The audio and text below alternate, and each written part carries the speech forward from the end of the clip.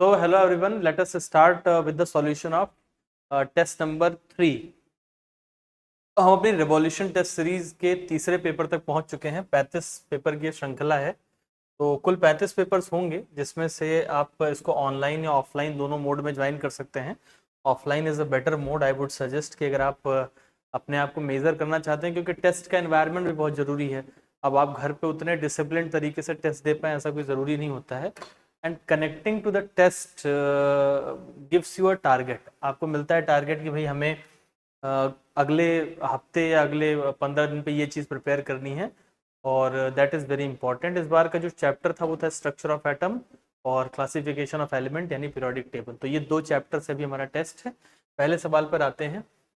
किसी भी एलिमेंट का जो पीरियड नंबर होता है, आप जानते हैं कि एक पीरियड नंबर होता है और एक ग्रुप नंबर होता है। तो जो पीरियड नंबर होता है वो कैसे पता चलता है? तो सबसे पहले दिया है मैग्नेटिक क्वांटम नंबर, तो इससे कोई रिलेशन नहीं है पीरियड नंबर का। एटॉमिक नंबर से भी कोई रिलेशन नहीं है। मैक्सिमम प्रिंसिपल क्वांटम नंबर जो होता है वही एलिमेंट का पीरियड नंबर होता है। जैसे फॉर एग्जांपल अगर मैं सोडियम की बात करूं, तो सोडियम के लिए अगर आप इसका इलेक्ट्रॉनिक कॉन्फ़िगरेशन लिखेंगे तो वो क्या होगा, 1s2 2s2 2p6 3s1।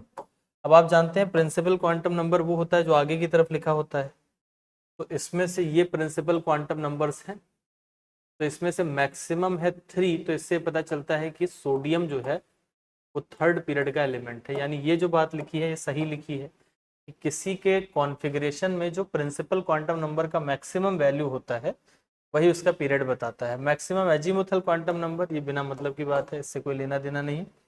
दूसरा है number of shell oblique orbit in that atom, जितनी ऑर्बिट हो उसी पीरियड के अंदर रखा जाता है। जैसे अगर एक ही ऑर्बिट है तो फर्स्ट पीरियड में, दो ऑर्बिट है तो सेकंड पीरियड में। आप इसको देखो, इसका कॉन्फ़िगरेशन आप ऐसे भी लिख सकते हो 281, और यहाँ से आप देखेंगे इसके पास 3 ऑर्बिट है, तो ये थर्ड पीरियड का एलिमेंट है। तो ये बात भी सही लिखी हुई है, यानी करेक्ट आंसर इसका हो जाएगा सी एंड ई, और out of the given option हम चूज करेंगे फोर्थ ऑप्शन। अगले सवाल पे चलते हैं। Which one of the following statement related to the modern periodic table is incorrect? तो इसमें से ना आपको असत्य की तलाश करनी है।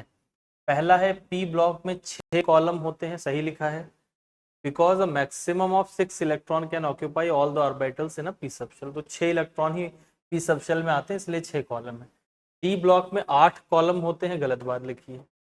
डी ब्लॉक में 10 कॉलम होते हैं, और चूंकि उसमें 10 इलेक्ट्रॉन आ सकते हैं। Each block contain a number of columns equal to the number of electron that can occupy that subshell, ये सही बात लिखी हुई है। तो दिस इज ऑल्सो करेक्ट कि जितने सबशेल में आ सकते हैं उतने कॉलम होते हैं।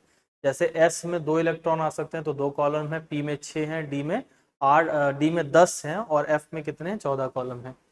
दी block indicate value of azimuthal quantum number for the last subshell that receives electron in building up the electronic configuration।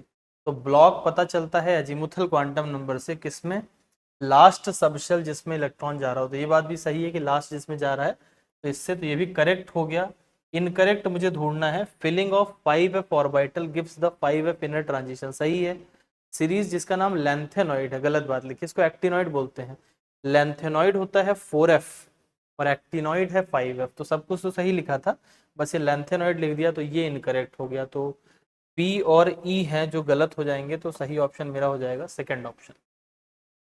यहाँ पर आपको मैच करना है, तो आपके पास है एटॉमिक नंबर 52, तो 52 आपका पी ब्लॉक का एलिमेंट हो जाएगा, तो इसको आप रखेंगे रिप्रेजेंटेटिव एलिमेंट के साथ।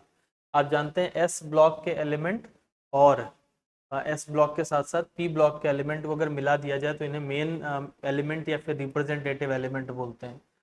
अब इसके बाद आपके पास है 57, तो 57 जो है वो किसका मेंबर हो जाएगा, डी ब्लॉक का मेंबर हो जाएगा, क्योंकि 57 इज लेंथेनम, और उसके बाद से फिर लेंथेनॉइड सीरीज शुरू हो जाती है। तो 58 to 71 वो लेंथेनॉइड सीरीज में आता है, लेकिन 57 यानी जो लेंथेनम खुद है वो डी ब्लॉक का एलिमेंट है, तो it will be a D block element.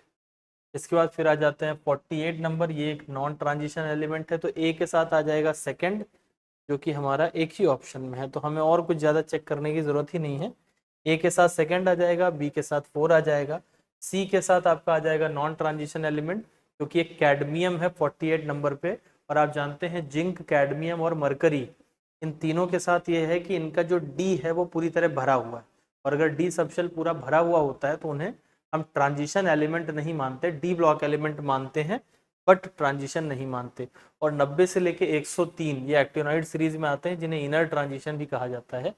तो आपको ये डेटा तो पीरियोडिक टेबल को देख के ही पता चलेगा। 2 4 5 ऐसे माइलस्टोन पॉइंट्स हैं जिसको याद रखें, जैसे 58 से 71 4F सीरीज है, 90 से 103 5F सीरीज है, 57 लैंथेनॉइड है, और 89 जो है वो एक्टिनॉइड है, तो वो एक्टिनियम है और लैंथेनम है, तो ये दोनों डी ब्लॉक के एलिमेंट्स हैं, उनके बाद से शुरू होता है। और थोड़ा बहुत आप इसको पीरियोडिक टेबल को ध्यान रखेंगे तो आपको ये चीज़ धीरे धीरे करके याद हो जाएगी। The last element of the P block in 6th period, छठे पीरियड में है तो 6s2। देखो जनरल कॉन्फ़िगरेशन होता है पी ब्लॉक वालों का ns2 np6, तो छठे नंबर पे है तो मतलब 6s2 होगा और 6p6 आपको इसमें दिखाई देगा, तो 6s2 6p6 इसका मतलब सही ऑप्शन हो जाएगा third option. Which of the following is generally true regarding effective nuclear charge? Effective nuclear charge के बारे में आपको सत्य स्टेटमेंट तलाश करना है। ये बढ़ता है on moving left to right, यानी जब हम पीरियड में लेफ्ट से राइट जाते हैं तो ये बढ़ता जाता है इफेक्टिव न्यूक्लियर चार्ज। देखो लेफ्ट से राइट जाने पे एटॉमिक नंबर बढ़ेगा, एटॉमिक नंबर बढ़ेगा तो ये चार्ज भी क्या होगा, बढ़ता चला जाएगा, तो ये सही बात लिखी है। It remains almost constant on moving top to bottom, ये भी सही बात लिखी है। ग्रुप में जेड इफेक्टिव चेंज नहीं होता है, ऑलमोस्ट कांस्टेंट रहता है, तो on moving top to bottom Z effective जो है वो लगभग कांस्टेंट रहता है, यानी चेंज नहीं होता, और इधर से इधर जब हम जाते हैं तो जेड इफेक्टिव जो है वो बढ़ता जाता है। इसी जेड इफेक्टिव के बढ़ने के कारण साइज कम होता चला जाता है when we move across a period. Isoelectronic species के लिए जैसे जैसे जेड बढ़ेगा वैसे जेड इफेक्टिव घटेगा, ये गलत बात लिखी है, जेड इफेक्टिव जेड बढ़ने से बढ़ता है, यानी ये वाला स्टेटमेंट सही हो जाएगा कि जैसे जैसे एटॉमिक नंबर बढ़ेगा वैसे वैसे इफेक्टिव न्यूक्लियर चार्ज भी बढ़ेगा। तो अपने पास सही हो गया ए, बी और सी, और नो रिलेशन तो हम लोग नहीं करेंगे, तो A, B and D will be the correct answer, तो सही जवाब हो जाएगा तीसरा ऑप्शन। इनमें से हमको ढूंढना है हाईएस्ट जेड इफेक्टिव वाला। हाईएस्ट जेड इफेक्टिव कैसे निकालेंगे, देखो ये इतने लोग दे रखे हैं, ये आइसो इलेक्ट्रॉनिक स्पीसीज है, तो आइसो इलेक्ट्रॉनिक स्पीसीज का नियम ये होता है कि जिसका जेड ज्यादा होगा उसी का जेड इफेक्टिव ज्यादा होगा, क्योंकि इलेक्ट्रॉन की संख्या तो सेम है, तो अगर इलेक्ट्रॉन सेम है तो फिर जेड इफेक्टिव होता है जेड माइनस सिग्मा, तो सिग्मा समझ लो सेम हो गया, तो फिर अब जेड ही डिसाइड करेगा। तो इसमें से सबसे ज्यादा एटॉमिक नंबर किसका है, इसका आपको पता है 8, 9 और इसका 11 है, तो पहले वाले में तो ये हो गया। यहाँ 2 एटॉमिक नंबर है, 3 है, 1 है, तो इसमें ये हो गया, यानी 2 में तो ढूंढ ले गए, ए वाले में हो जाएगा सोडियम और सी वाले में हो जाएगा लिथियम, तो आप चाहें तो इससे भी टिक कर सकते हैं।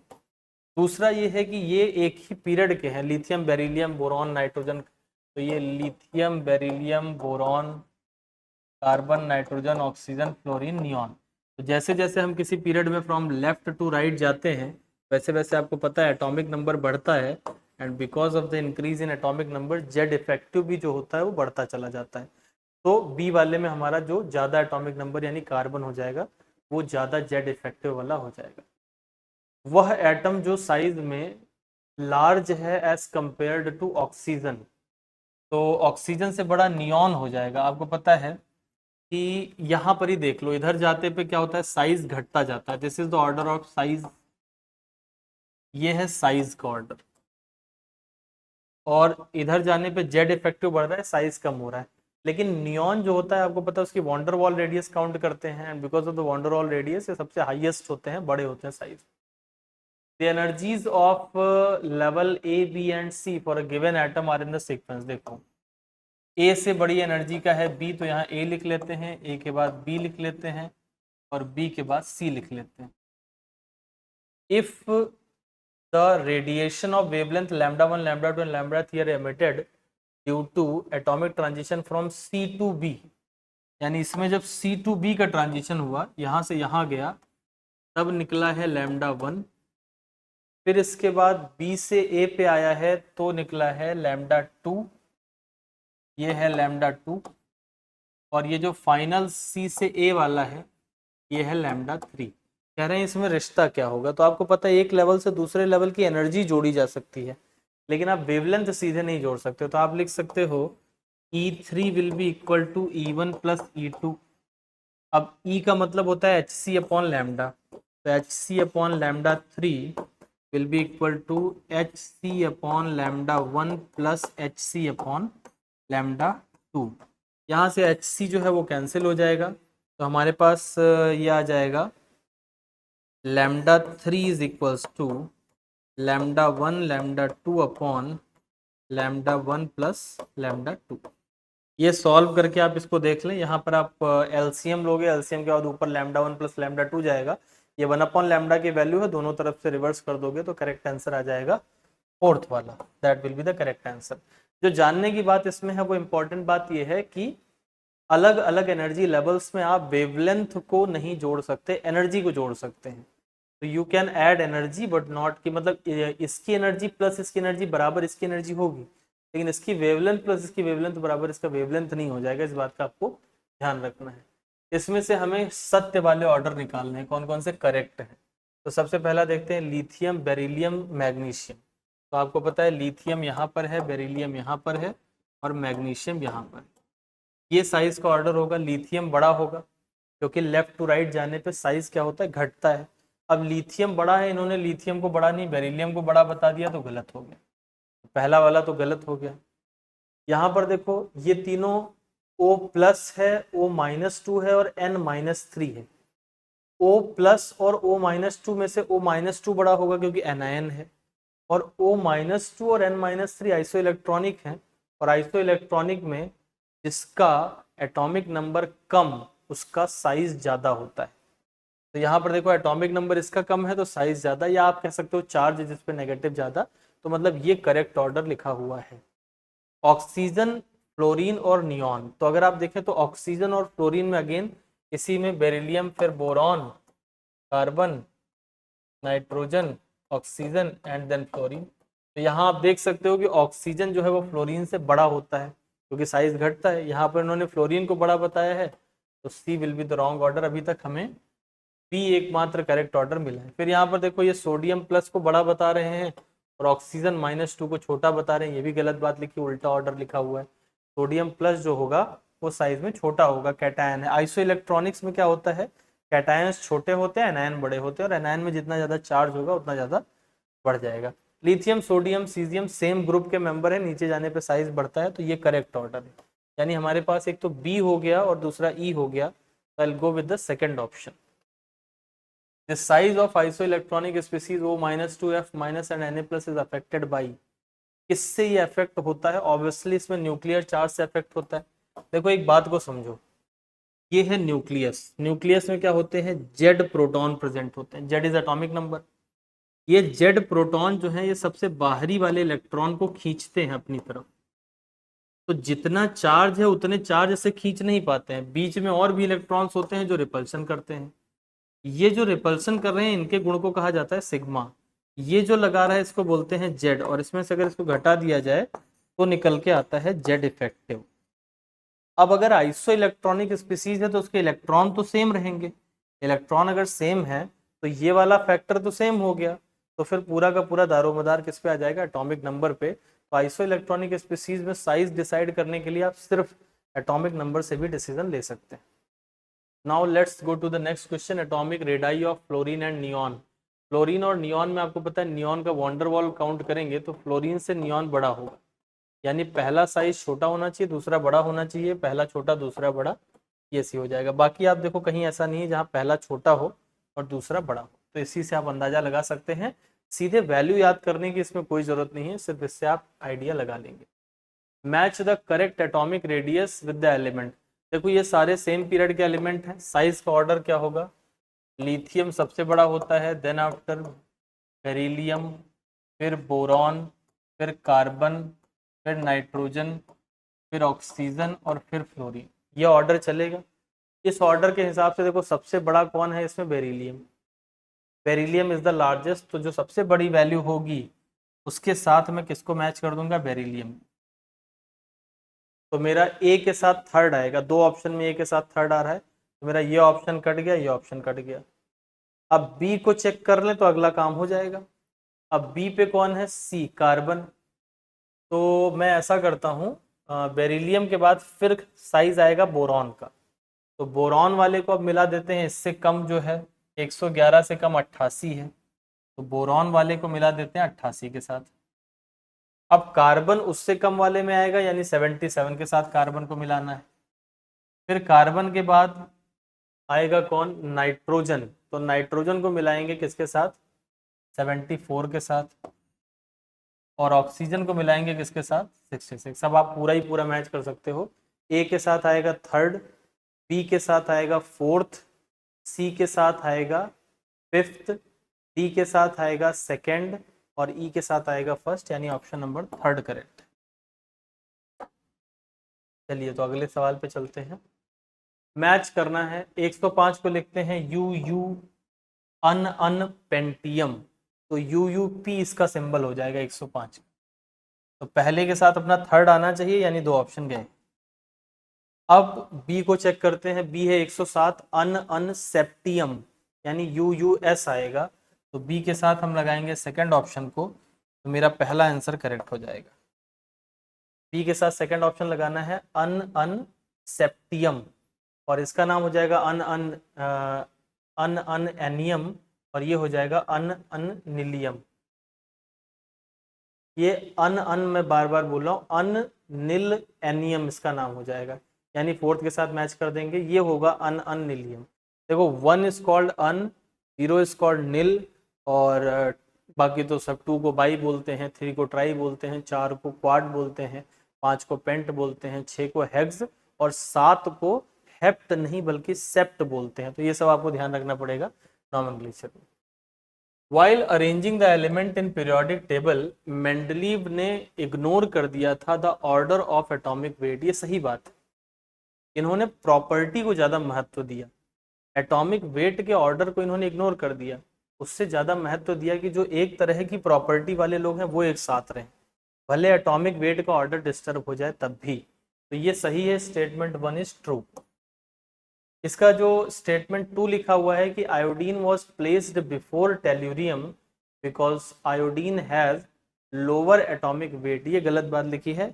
आयोडीन का जो एटॉमिक वेट होता है वो हाइयर होता है, तो नियम के हिसाब से आयोडीन को आगे होना चाहिए था, लेकिन उसको पहले रख दिया गया था बिकॉज उसकी प्रॉपर्टी मैच कर रही थी, तो प्रॉपर्टी को ज़्यादा वो दिया गया था, तो इसमें ऑर्डर जो है वो मिसमैच किया था, लेकिन इग्नोर किया था ऑर्डर ऑफ एटॉमिक वेट। लेकिन इसमें गड़बड़ क्या लिखा है, iodine does not have lower atomic weight, iodine has higher atomic weight in comparison to tellurium. तो स्टेटमेंट 1 सही हो जाएगा, बट स्टेटमेंट 2 इज फॉल्स। क्या हमें सबके एटॉमिक वेट याद कर लेने, नहीं, ये बहुत ही पॉपुलर एग्जांपल है, पीरियोडिक टेबल में हमको पढ़ाया भी गया होगा ऑब्वियसली।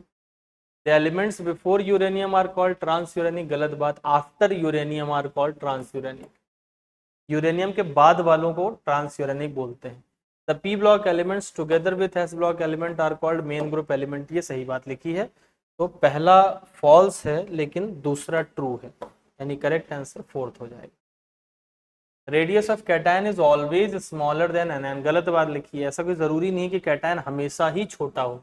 कैल्शियम +2 एक कैटायन होता है, और ये जो है ये बड़ा है साइज में फ्लोरीन माइनस से।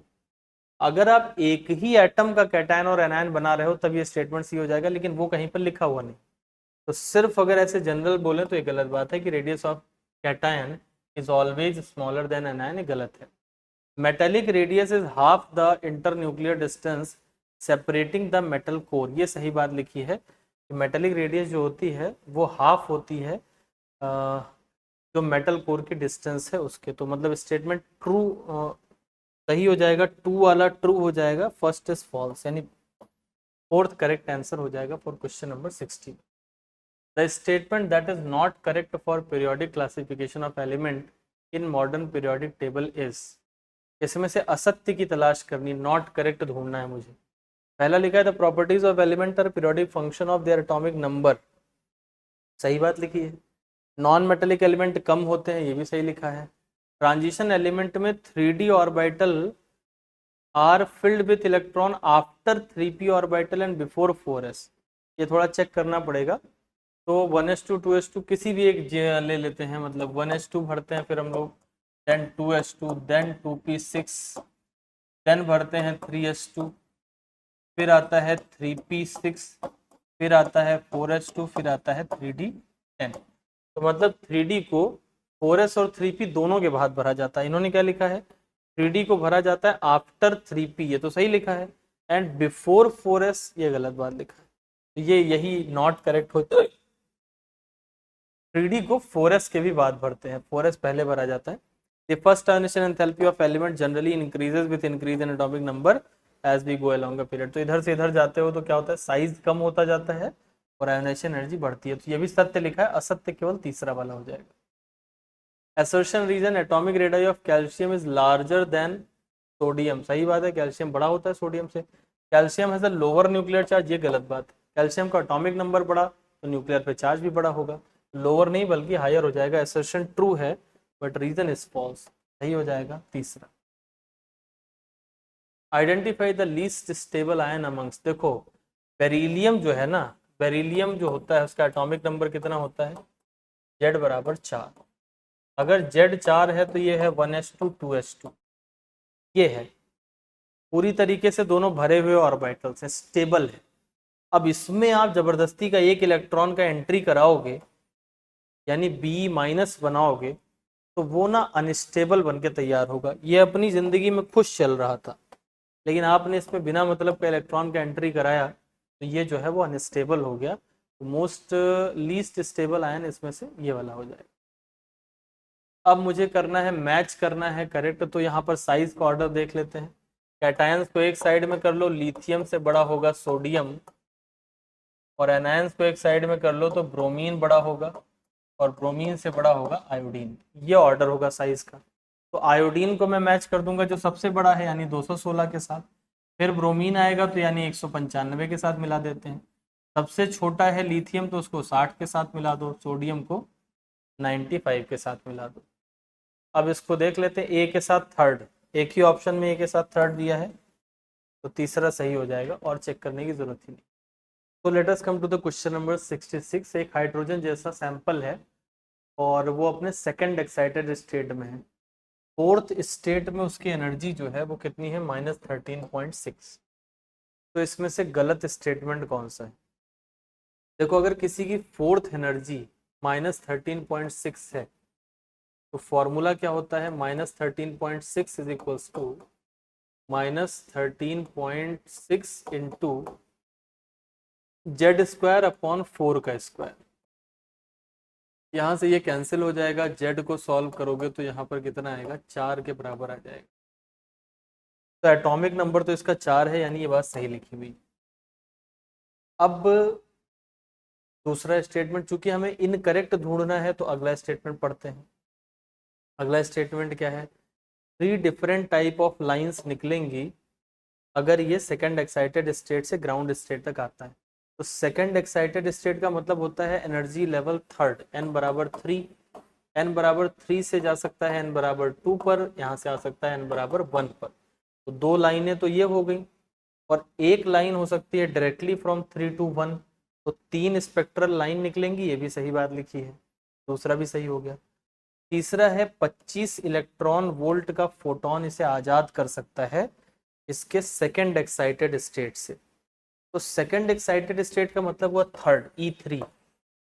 E3 बराबर अगर मैं निकालूंगा तो कितना आएगा, -13.6 इंटू एटॉमिक नंबर 4 है तो स्क्वायर करोगे 16, और थर्ड का निकालना है तो 3 का स्क्वायर 9। यहाँ से इसको सॉल्व करोगे तो ये 24 पॉइंट समथिंग आएगा, यानी 25 इलेक्ट्रॉन वोल्ट का फोटोन इसको आजाद कर सकता है। तो अब यहाँ पे जो तीसरा स्टेटमेंट है वो भी सही हो गया, तो ऑब्वियस सी बात है कि चौथा ही इनकरेक्ट होगा और वही मेरा आंसर होगा, लेकिन तब भी वेरीफाई कर लेते हैं। चौथे में कहा गया second line of बामर series, second line of बामर series of this sample की एनर्जी बराबर होगी first excitation energy of hydrogen. तो अगर मैं फर्स्ट एक्साइटेशन ऑफ हाइड्रोजन के लिए इसको लिखता हूं तो ये हो जाएगा R, Z² होता है तो 1² 1/1 का स्क्वायर माइनस 1/, इनफाइनाइट का स्क्वायर। इनफाइनाइट का स्क्वायर का कोई मतलब नहीं, लेकिन तब भी मैंने लिख दिया। यहाँ से देखो ये सॉरी इनफाइनाइट नहीं, सेकंड फर्स्ट एक्साइटेशन बोला गया है, यहाँ 2 से लेके आएंगे तो ये हो जाएगा 1/2 का स्क्वायर। यहाँ से इसको सॉल्व करोगे तो ये आएगा 1 - 1/4, तो ये 3/4 हो जाएगा। It will be equal to 3/4 R. ये आया क्या, हाइड्रोजन के लिए। अब इसी चीज को जो हमारा एटम है उसके लिए निकालते हैं, 1/λ इज टू आर। अब इस बार 4 का स्क्वायर करेंगे क्योंकि ये एटॉमिक नंबर 4 वाला है। और कौन सी लाइन के लिए बोल रहे हैं, second line of बामर। Second line of बामर मतलब कहाँ से आएगा, आएगा तो 2 पे, और कहाँ से आएगा 4 से, क्योंकि फर्स्ट लाइन ऑफ बामर का मतलब 3 से 2, सेकेंड लाइन का मतलब 4 से 2। अब देखो ये दोनों वैल्यू सेम नहीं आने वाली हैं, ये कितना हो जाएगा 1/4 - 1/16 -1/16, और बाहर की तरफ आपके पास 16 है और r है। अब इसमें से अगर आप चाहो तो 1/4 को कॉमन ले लो, तो बाहर की तरफ आपके पास कितना बचेगा, इट विल बी 4r, और 1/4 कॉमन लिया तो यहाँ बचेगा 1 - 1/4, तो दैट विल बी 3/4। ये 3/4 हो जाएगा, कट जाएगा, तो ये 3r के बराबर आया, और ये 3/4r के बराबर आया, यानी जो दोनों वैल्यूज हैं वो बराबर नहीं आ रही हैं। तो ये जो लिखा हुआ है ये इनकरेक्ट लिखा हुआ है, और इनकरेक्ट को ही टिक करना है, तो करेक्ट आंसर हो जाएगा फोर्थ ऑप्शन। एनर्जी एमिटेड जब इलेक्ट्रॉन 5 से 2 में आता है is less then when electron jump from 2 to 1। सही बात लिखिए, 2 से 1 में गैप सबसे बड़ा होता है, जैसे ऊपर जाओ गैप कम होता जाता है। तो स्टेटमेंट 1 तो सही है। The total energy difference between first and second energy level is greater then that of any two energy level. ये बात भी बिल्कुल बढ़िया लिखी हुई है कि जो पहला लेवल होता है उसके डिफरेंस के बाद डिफरेंस बहुत कम होता जाता है।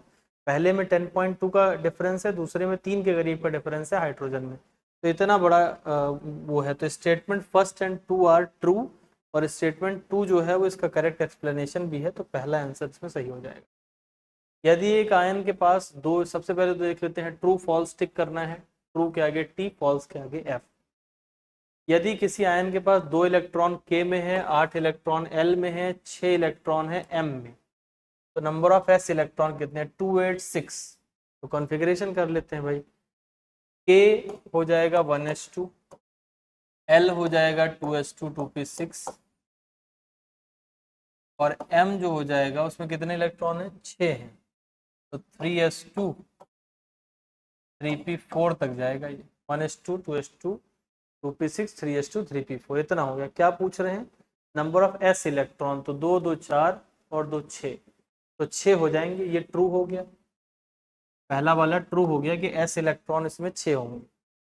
Maximum number of electron in a subshell is given bye, subshell नहीं, शेल में होते हैं 2n², सबशेल में तो 4l l+2 is the correct answer. तो यहाँ पे ना ये बोला गया है कि 4l+2 जो सबशेल के लिए रूल होता है, यहाँ पे क्या बोला गया है, सबशेल के लिए 2n², जो कि गलत है, यहाँ शेल लिखा होता तो ट्रू हो जाता, तो यहाँ ये फॉल्स हो जाएगा। पहला ट्रू हो गया, दूसरा false. If electron has magnetic quantum number -1, तो वो s ऑर्बिटल का नहीं होगा, ये सही बात लिखी, क्योंकि s ऑर्बिटल में सिर्फ और सिर्फ 0 ही होता है value. Only 1 radial node is present in 3p orbital, तो 3p मतलब रेडियल नोड बराबर क्या होता है फॉर्मूला, n - l - 1। इसका n हो गया 3, -l की वैल्यू 1 -1, तो ये 1 ही आ जाएगा, तो सिर्फ एक ही प्रेजेंट है, यानी ये भी ट्रू होगा। तो मुझे सर्च करना है TFTT, तो करेक्ट आंसर हो जाएगा मेरा थर्ड ऑप्शन। 69 नंबर क्वेश्चन, एक पार्टिकल है जो मूव कर रहा है एक सर्टेन वेलोसिटी से, उसकी डी ब्रॉगली वेवलेंथ है 1 एंगस्ट्रॉम। अब एक दूसरा पार्टिकल है जिसका मास 25% है x का, वेलोसिटी 75% है, तो उसकी डी ब्रॉगली वेवलेंथ क्या होगी। तो हम ऐसे लिख सकते हैं λx/λy, आप जान λy, lambda is inversely proportional to mv, यहाँ पर लिख देंगे ऐसे, यहाँ पे mx px और my py, h/mv फॉर्मूला होता है, इनवर्स रिलेशन है, तो ऐसे लिख सकते हैं। लैम्डा x का वैल्यू कितना दिया, 1 एंगस्ट्रॉम, लैम्डा y हमें निकालना है, इसका मास m मान लेते हैं, वेलोसिटी v मान लेते हैं। y का जो मास है वो कितने परसेंट है, 25%, यानी ये हो जाएगा m/4, 25% का मतलब m/4, और इनटू वेलोसिटी कितनी 75% माने 3/4, तो ये हो जाएगा 3/4v। यहाँ से देखो m कैंसिल हो जाएगा, तो ये आ जाएगा 3/16। तो यहाँ से उलट दोगे तो लैम्डा वाई कितना आ जाएगा 16/3, 3×5 = 15, 5.33 सही आंसर हो जाए। देखो डी ब्रॉगली रिलेशनशिप क्या होता है, it is lambda is equal to h/mv। यहाँ से आप कह सकते हो कि wavelength is inversely proportional to mv, और ये अगर लिख दिया तो आप लिख सकते हो λ1/λ2 इज इक्वल्स टू m2v2/m1v1। तिरछा तिरछा लिखा जाता है। एक तो ये बात हो गई। दूसरी बात आपको ये समझना पड़ेगा 25% माने 1/4, और 75% का मतलब 3/4, 3/4, it is 1/4 and this is 3/4। वो जो मैंने वहां पर यूज करा है, तो परसेंटेज को थोड़ा डेसिफर करना भी जाने। Maximum value of specific charge किसका होगा कैनाल रे में, तो कैनाल रे में स्पेसिफिक चार्ज किसका ज्यादा होता है, specific charge is charge divided by mass. Now this is charge upon mass. तो इनमें से अगर हम देखें तो ये N2 है, ये CO2 है, ये H2 है। तो जिसका मास मैक्सिमम पूछा गया, तो जिसका मिनिमम मास होगा, जो इसमें से सबसे हल्का हो, तो हाइड्रोजन H2 इसका 2, मतलब सबसे हल्का इसमें से हाइड्रोजन ही है, क्योंकि हाइड्रोजन का वजन सबसे कम है, तो इस वजह से उसका E/m जो होगा वो क्या होगा, सबसे ज़्यादा होगा। वैसे मैं आपको बता दूं हाइड्रोजन का पूरी दुनिया में सबसे ज़्यादा होता है, इससे हल्का पॉजिटिव पार्टिकल संभव ही नहीं, इसी को प्रोटॉन बोलते हैं। रदरफोर्ड ने जो एक्सपेरिमेंट करा था, जिसने स्टैब्लिश करा न्यूक्लियर मॉडल ऑफ एटम, उसमें क्या यूज करते हैं, उसमें हीलियम का न्यूक्लियस यूज करते हैं, जिसको अल्फा पार्टिकल भी कहा जाता है, जो मेटल फॉइल पे जाके इम्पिंज हो जाता है और स्कैटर हो जाता है, इसलिए स्कैटरिंग एक्सपेरिमेंट बोलते हैं। हीलियम का एटम नहीं यूज करते, हीलियम का न्यूक्लियाई यूज करते हैं, और बीटा रे और अल्फा पार्टिकल का कोई मतलब ही नहीं। अगर एक प्रोटॉन की काइनेटिक एनर्जी को 9 गुना बढ़ा दिया जाए, तो wavelength of the de Broglie wave associated with, तो लैम्डा बराबर क्या होता है h/√2me, यानी कि वेवलेंथ और काइनेटिक एनर्जी का इनवर्स रिश्ता है और अंडर रूट का रिश्ता है।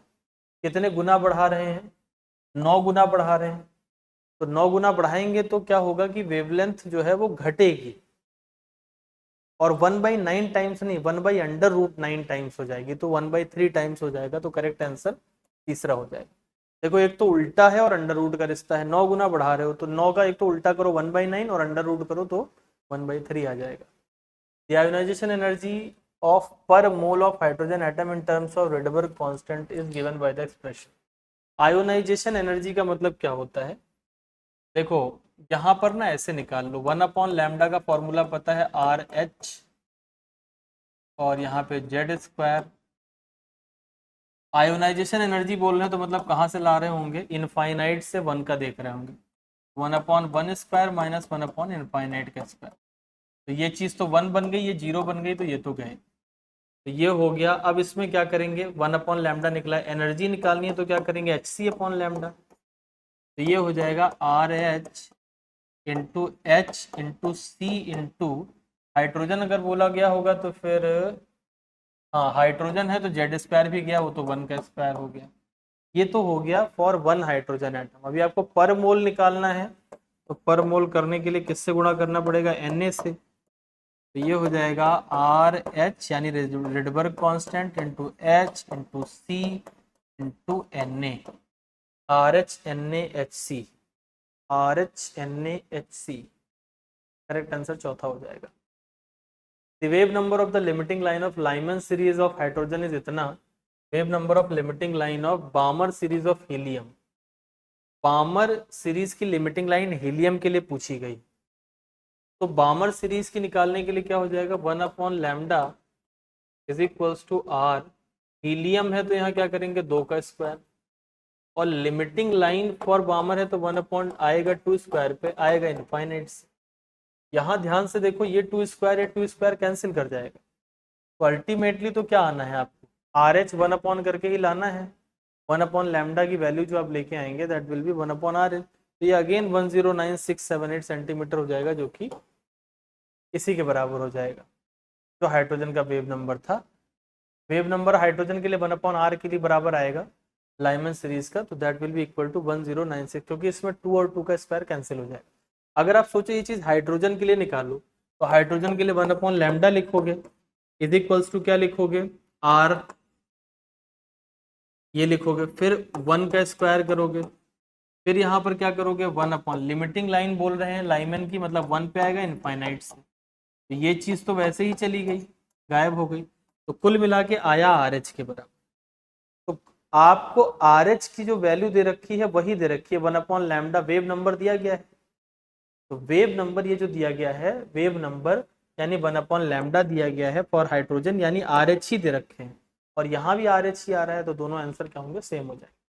Number of electron having L is equals to 0, L बराबर 0 का मतलब क्या होता है, L बराबर 0 माने S वाले लोगों की बात कर रहे हैं, L बराबर 0 मतलब S, तो 17 का कन्फिग्रेशन कर लो, 1s2 2s2 2p6 3s2 3p5, ये हो गया 17, तो 2 ये 2 ये 2 ये, यानी 6 सही आंसर हो जाएगा। L इज इक्वल्स टू 0 का मतलब क्या हुआ, S सबशेल की बात चल रही है, और S वाले इसमें 6 इलेक्ट्रॉन है, तो करेक्ट आंसर ये हो जाएगा। The energy of an electron in the first orbit of hydrogen atom is 13.6. The possible energy values of the excited state for electron in Bohr orbit of lithium का पूछ रहे हैं। देखो लिथियम में क्या होगा कि लिथियम का अगर आप पहला निकालोगे फर्स्ट, तो वो आएगा कितना, E1 फॉर लिथियम अगर मैं निकालूंगा it will B -13.6 into Z square, माने उसका हो गया 9, और पहले का निकाल रहे हो माने 1, तो ये हो गया पहला, तो 9 से गुणा करना है, जरा गुणा करके देख लेते हैं, 9 छक 54 के 4 हासिल नहीं 5, और 9 त्रिक 27 और 5 32 के 2 हासिल नहीं 3, 9 एकम 9 3 12, 122.4, ये तो इसकी आ जाएगी कौन सी, पहली वाली एनर्जी लिथियम के लिए। अब अगला और भी निकाल के देखते हैं, the possible first orbit value of the possible energy values of the excited state of height, ये तो पहले का निकाला है, जरा E2 निकाल के देखते हैं। E2 निकालोगे तो क्या होगा, ये 122 जो E1 आया है डिवाइडेड बाई 4 हो जाएगा। अब जरा इसको 4 से भाग देके देखो तो ये कितना आएगा, 4 3 12, फिर आएगा 0, फिर 0.4 ये आ जाएगा इसका E2। E3 निकालोगे तो क्या आएगा, 122.4/9, 9 से भाग देके देखो इसको तो ये आएगा 9 एकम 9, मतलब 9 से भाग दोगे तो फिर तो ये 13.6 इंटू 9 ही था, तो ये 13.6 आ जाएगा।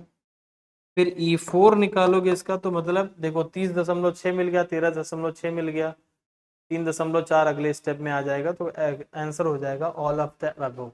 तो लिथियम में आपको ये जितने दिए हैं सब एनर्जी लेवल एक्साइटेड स्टेट में दिख जाएंगे। एक छोटा सा पार्टिकल है वो ऐसा चल रहा है कि उसकी पोटेंशियल एनर्जी ये, where k is a constant and r is the distance of the particle from origin। कह रहे हैं बोहर का मॉडल मान लो और ऑर्बिट को सर्कुलर मान लो, तो रेडियस किसके डायरेक्टली प्रोपोर्शनल होगी। अब आपको अगर बोहर मॉडल याद हो तो आप जानते हो काइनेटिक एनर्जी बराबर क्या होता है, काइनेटिक एनर्जी निकालनी है तो पोटेंशियल एनर्जी को नेगेटिव कर दो, नेगेटिव का मतलब चिन्ह बदल दो और 2 से भाग दे दो, क्योंकि काइनेटिक एनर्जी पॉजिटिव होती है।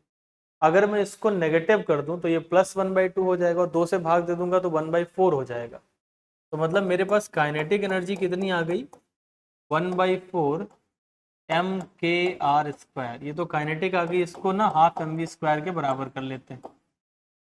यहाँ से देखो ये 2 आ जाएगा, m और m कैंसिल हो जाएंगे, v²। अब देखो यहाँ से मेरे पास क्या आ गया कि kr² बराबर आ जाएगा 2v², यहाँ से r² बराबर कितना आ जाएगा 2v²/k। अगर मैं कोई गड़बड़ नहीं कर रहा तो ये इतना ही आ जाएगा। अब इसमें लगाते हैं बोहर का मॉडल। बोहर क्या कहते थे, mvr बराबर NH/2π,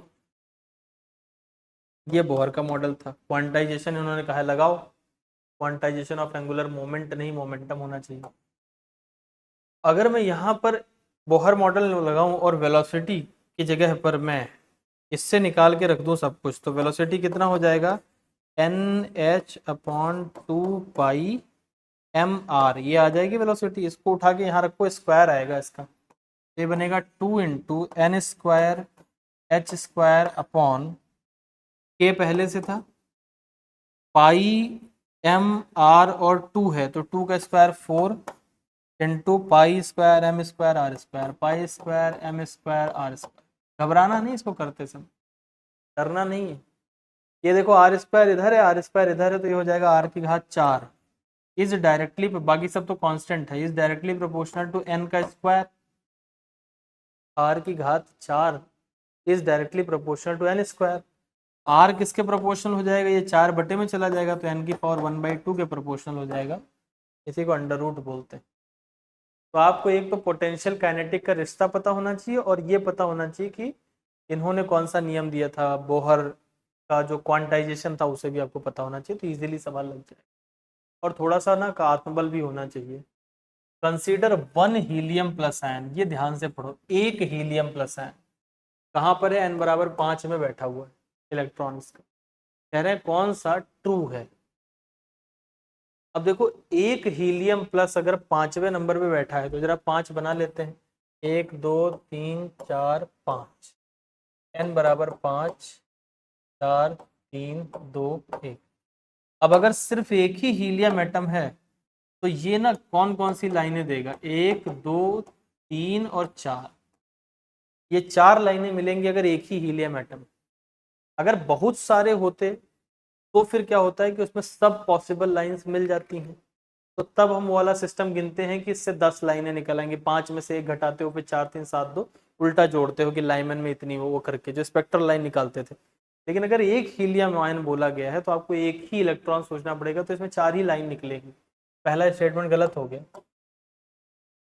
अगला देखते हैं, the ionisation energy needed is less than 2 electron volt. तब इनकी आयोनाइजेशन एनर्जी n=5 में निकाल लेते हैं, तो कितना हो जाएगा, E will be equal to -13.6 into Z, कितना हीलियम है तो 2 × 2 4, और कहाँ बैठे हैं ये n=5 पे, तो माने 25 हो जाएगा। अब ये हो गया 13.6 इंटू 4/25।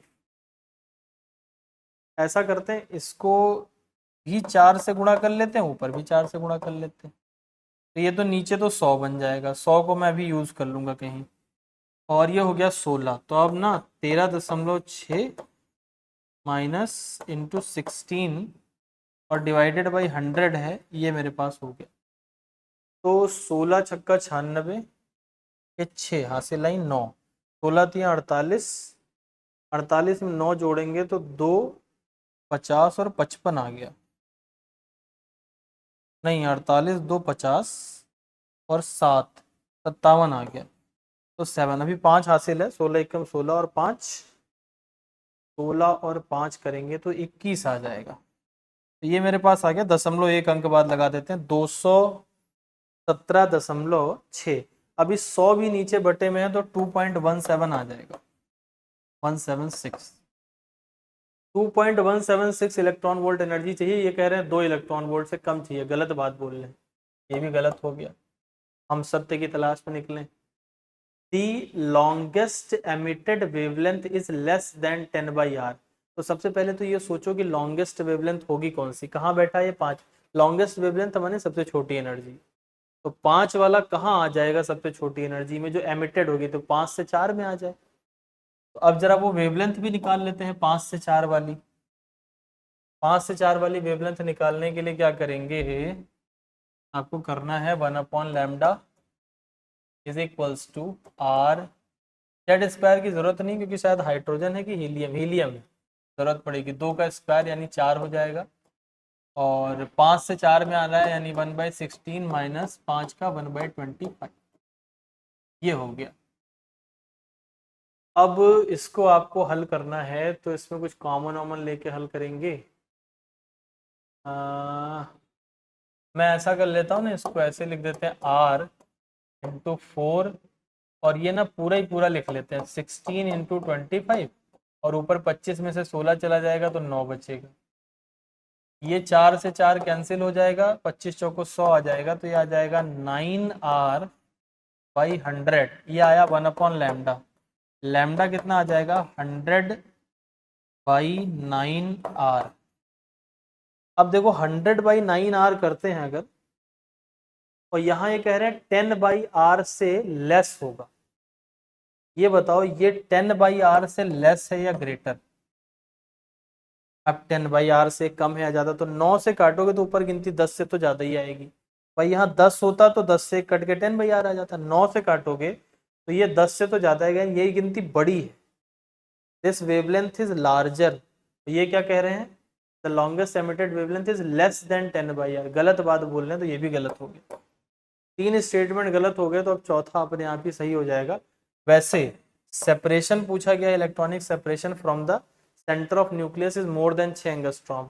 तो सेपरेशन मतलब आपको रेडियस निकालनी है, तो r is equals to 0.529 into N square मतलब 25 अपॉन जेड, माने हीलियम का 2 होता है, हीलियम का 2 है। अब यहाँ से आप इसको करोगे तो ये 12.5 आ जाएगा, 12.5, और ये 0.5 मतलब लगभग आधा है, तो 12.5 का आधा करोगे तो 6.25 आएगा। 6 से ज़्यादा ही आ जाएगा, अंदाजे से ही बता सकते हो। तो चौथा इसका जो होगा वो ट्रू हो जाएगा। अद्भुत सवाल, मतलब बढ़िया सवाल है मैं कहूँगा। प्रोटॉन, इलेक्ट्रॉन और अल्फा पार्टिकल के पास इक्वल काइनेटिक एनर्जी है, तो डी ब्रॉगली वेवलेंथ का ऑर्डर आपको पता है। लैम्डा बराबर क्या होता है? h/√2me। तो इस हिसाब से अगर आप देखेंगे तो अगर काइनेटिक एनर्जी सेम है तो फिर मास के इन्वर्सली प्रोपोर्शनल होगी, यानी जो हल्का होगा उसका सबसे ज़्यादा वेवलेंथ होगा। तो हल्का कौन है? इलेक्ट्रॉन, तो उसका वेवलेंथ सबसे ज़्यादा होना चाहिए। और अल्फा सबसे पीछे चला जाएगा। तो मुझे लग रहा है ये वाला बढ़िया है, second order is good. Alpha particle सबसे भारी, उसकी सबसे कम वेवलेंथ, और इलेक्ट्रॉन सबसे हल्का, उसकी सबसे ज़्यादा। एक हाइड्रोजन सैंपल ग्राउंड स्टेट में एक्साइट किया जा रहा है मोनोक्रोमेटिक लाइट द्वारा, जिसकी वेवलेंथ है लैम्डा एंगस्ट्रॉम।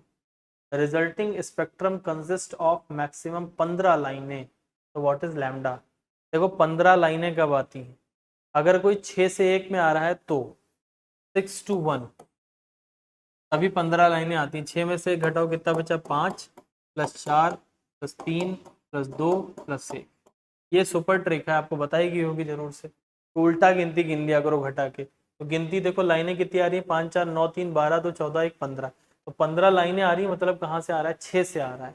तो मतलब n तो मुझे मिल गया 6, ये तो मैं जान गया।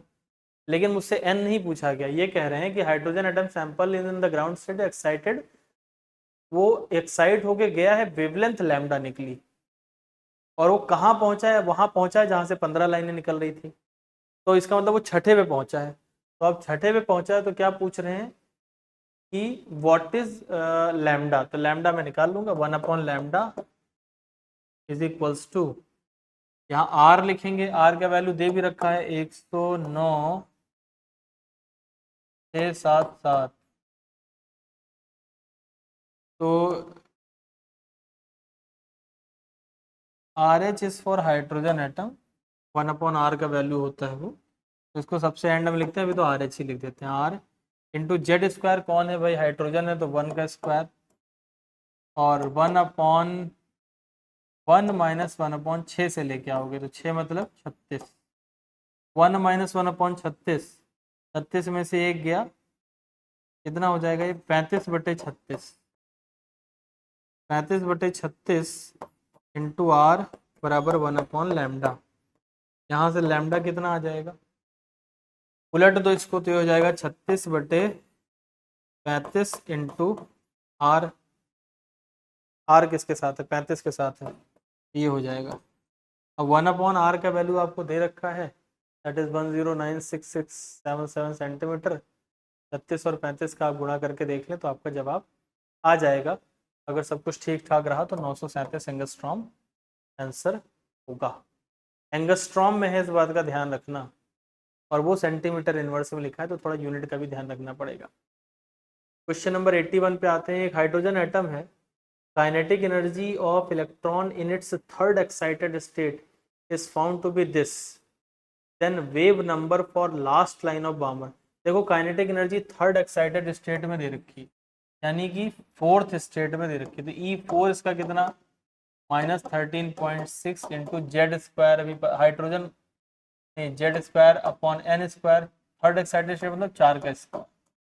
यहाँ ना आप रख दो कितना 54.4, माइनस में लिख दो -13.6 इंटू जेड स्क्वायर अपॉन 16, ये 13 4 से कटेगा, 16 चौको 64 और उसका अंडर रूट लोगे तो जेड बराबर आ गया 8, या ये आ गया आपके पास जेड।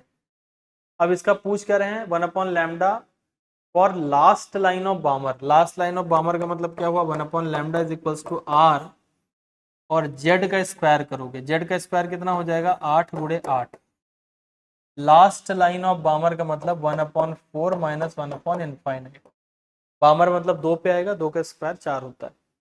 अब यहाँ से आप देखें, मुझे लग रहा है ये 4 इसको बना देगा 2, 8 गुणे 2 16, तो मतलब 16 into R is equals to 1/λ हो जाएगा। तो आर की वैल्यू दे रखी है, 16 से गुणा करना पड़ेगा, तो करेक्ट आंसर आ जाएगा पहला वाला। The radius of fourth Bohr orbit is this, de Broglie wavelength पूछा गया है in that orbit, 2 pi R बराबर n lambda. Fourth Bohr orbit माने n 4 है, रेडियस 2 इंटू पाई, पाई मतलब वही 3/22.7 इंटू रेडियस कितना दे रखा है फोर्थ ऑर्बिट का 0.864 is equals to 4 into lambda. अब आपके पास एक ही अननोन वेरिएबल है लैम्डा, 2 से काट दो, चलो इसको, ये 2 बन गया और ये 2 से काट दो, ये 11 बन गया, तो हो जाएगा 11 इंटू 0.864 डिवाइडेड बाई 7। छोटा सा कैलकुलेशन है, इसको कर लें तो आपका वेवलेंथ आ जाएगा, नैनोमीटर में दिया था तो नैनोमीटर में आ जाएगा, करेक्ट आंसर 1.35 हो जाएगा। The uncertainty in position for an electron is lambda upon 4 pi। uncertainty in position दे रखा है, लैम्डा डी ब्रॉगली वेवलेंथ है, v वेलोसिटी है, तो अनसर्टेनिटी इन वेलोसिटी पूछा। आपको पता है नियम क्या होता है, delta x into M delta v is greater than equal to h upon 4 pi, ये तो कानून है। अनसर्टेनिटी इन पोजीशन कितना दे रखा है लैम्डा अपॉन 4 पाई, तो लैम्डा अपॉन 4 पाई लिख देते हैं, थोड़े लिखते हैं एम डेल्टा v, ये हो जाएगा greater than equal to h upon 4 pi. अब ये लैम्डा है क्या, डी ब्रॉगली वेवलेंथ, जिसका फॉर्मूला क्या होता है h अपॉन एम वी, यहाँ लिख दो h upon M V into 4 pi into M delta V is greater than equal to h upon 4 pi. ये h और h कैंसिल कर जाएगा, 4 पाई हमारे बीच नहीं रहे, m और m हमारे बीच नहीं रहे, तो उधर करोगे तो डेल्टा v बराबर कितना आ जाएगा v, मतलब greater than equal to v आ जाएगा, तो इक्वल टू लेके चलते हैं तो करेक्ट आंसर हो जाएगा second option. Many elements have non integral atomic masses, क्योंकि उनके आइसोटोप्स जो होते हैं उनके नॉन इंटीग्रल मासेस होते हैं, तो इस वजह से उनका जो नेट मास आता है, आपने देखा होगा एवरेज एटॉमिक मास आपने निकाला भी होगा। रदरफोर्ड का अल्फा स्कैटरिंग जो एक्सपेरिमेंट था उसने क्या साबित किया, मास एनर्जी का रिलेशन नहीं साबित किया था, इलेक्ट्रॉन न्यूक्लियस के चारों तरफ होते हैं, ये बात साबित हो गई थी, न्यूट्रॉन पे कोई कमेंट नहीं हुआ था, पॉइंट ऑफ इम्पैक्ट से कोई रिलेशनशिप नहीं था। विच of the following is not correct, यानी कि मुझे असत्य की तलाश करनी, नॉट करेक्ट ढूंढना है। Lyman spectral series of hydrogen atom lies in UV region, सही लिखा है, ये तो सही है। Balmer lies in visible region, ये भी सही लिखा है। Paschen lies in visible region, ये गलत लिखा है, पामर सिर्फ विजिबल में होता है, तो ये गलत है यानी यही सही है। ब्रैकेट लाइज इन इंफ्रारेड, तो ये भी सही लिखा हुआ है। लाइमन यूवी, पामर विजिबल और बाकी सब इंफ्रारेड एंड। 87 नंबर क्वेश्चन पे आते हैं, which of the following relates to photon both has wave function and as a stream of particle. Wave और पार्टिकल नेचर को किसने जोड़ा था, प्लैंक ने, और प्लैंक ने बताया था E बराबर एच न्यू, करेक्ट आंसर इसका चौथा हो जाएगा, E is equals to H new.